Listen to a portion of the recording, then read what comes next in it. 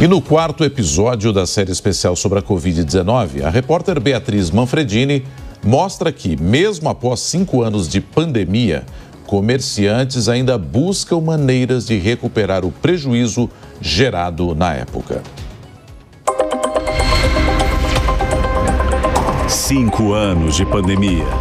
Covid-19. Reinventar. No dicionário, refazer, reformular, recriar, redescobrir, procurar uma nova abordagem. Essas foram algumas das palavras que não saíram da ponta da língua da população de todo o mundo em 2020, no início da pandemia. As pessoas foram obrigadas a recalcular a rota, buscando novas maneiras de se comunicarem, se divertirem e, claro, de trabalhar. Com os aeroportos vazios, lojas paralisadas, restaurantes fechados e ruas desertas, setores como de turismo, comércio e serviços de alimentação e lazer foram alguns dos mais afetados pela Covid-19. Quando tudo começou, a empresária Kelly Nogueira tinha 6 esmalterias em 6 shoppings de São Paulo. Ela tinha largado a profissão de policial militar para empreender, mas viu os problemas se acumularem quando a interrupção dos serviços começou e precisou pensar em uma nova estratégia para sobreviver. O sentimento na pandemia por não conseguir trabalhar foi desesperador, né? Como nós íamos pagar as contas, isso foi muito difícil. Então foi aí que eu tive a ideia de retomar com um novo negócio. Eu precisei me reinventar e descobrir o mundo das maquiagens, né? O mesmo aconteceu com Antônio Reinales, que é proprietário de 8 hotéis no centro de São Paulo. Para cada um dos estabelecimentos, ele precisou encontrar uma solução diferente. Negociações com bancos de fomento, convênios com a prefeitura.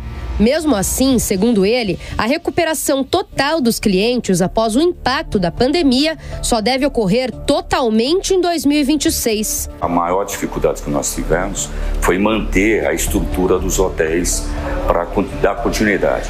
Infelizmente, a pandemia, para nós do turismo, foi o primeiro a entrar na crise e o último a sair da crise. Além disso, cada estado fez um plano próprio de fechamento das atividades. Aqui em São Paulo, por exemplo, as regras implementadas em maio daquele ano possuíam 5 fases diferentes. Na fase vermelha, de alerta máximo, por exemplo, só os serviços chamados essenciais podiam funcionar, como bancos, farmácias, mercados e postos de combustíveis. Paulo Solmuti, presidente executivo da Abrazel, a Associação Brasileira de Bares e Restaurantes, destaca que ainda hoje, 5 anos depois, 40% dos estabelecimentos têm dívidas relacionadas ao período. Ele também coloca a inflação como um desafio atual, mas garante que a pandemia aumentou a produtividade e abriu novas portas para o setor. A pandemia foi muito dura para o setor de bares, restaurantes, lanchonetes, especialmente do ponto de vista financeiro, né? Nos endividamos muito, estamos ainda com bastante dificuldade para pagar essas contas. 4 em cada 10 têm dívidas atrasadas. Mas as transformações não foram só essas, nós tivemos uma mudança incrível no nosso modelo de negócio. Outro problema apontado pela Abrazel é o fim do PERSE, o programa emergencial de retomada do setor de eventos. Criado no fim de 2021, o programa tinha como objetivo minimizar os danos para a economia com benefícios fiscais e isenção de impostos. Mais tarde, no fim de 2023, o governo federal começou a debater o fim do PERSE, o que causou impasse com entidades ligadas aos setores afetados.